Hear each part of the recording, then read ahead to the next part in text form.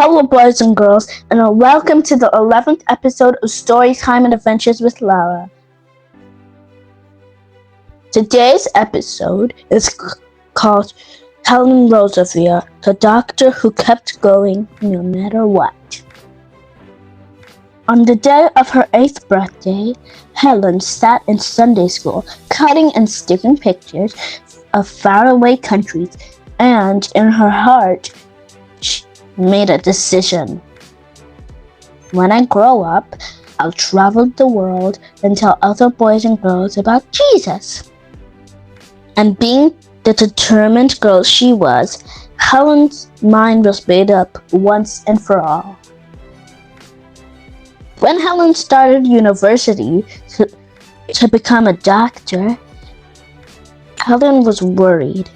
She was worried she wouldn't make any friends. She was worried she wouldn't do well in her exams. She was worried she didn't really know God after all. Then one evening, Helen looked up and found a Bible verse written on the wall. Be still and know I am God. Psalms 46, verse 10. And at once, Helen knew that God was with her, and a big sense of peace and stillness filled her worried heart.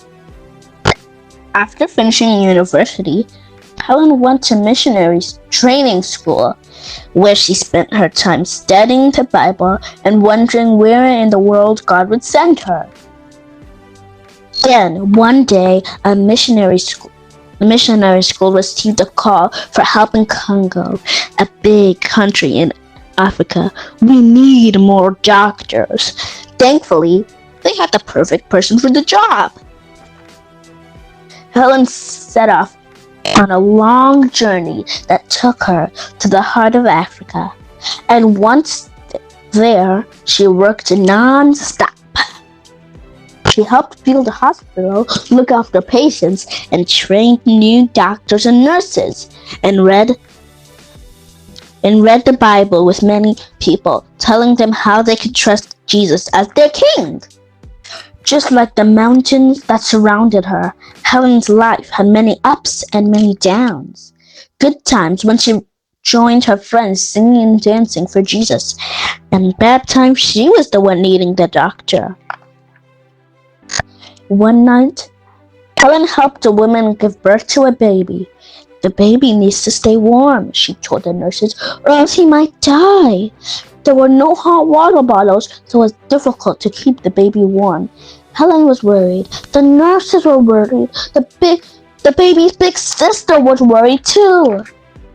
When Helen asked some of the children she cared to pray for the baby, a girl named Ruth closed her eyes. Please, God, she prayed, send us a water bottle. It'll be no good tomorrow, so please send it this afternoon.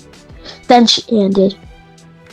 Send a doll too for the baby's big sister, so she'll know that you love her. And that very afternoon, Helen received a box from England. Helen had never received a parcel before. Inside, she found a hot water bottle and a doll. As Congo went through big changes, the country became dangerous. Armies of men with big guns circled through the streets, fighting everyone they met. One night, Helen, together, and other women and children were taken prison. For 5 dreadful months, Helen went through a lot of suffering. But through it all, she remembered that God had said, be still and know that I am God. And that same sense of peace, which she had felt many times before, returned stronger than ever. Then, one day, a loud noise made Helen peep outside her prison window. She saw jeeps, trucks, and many soldiers.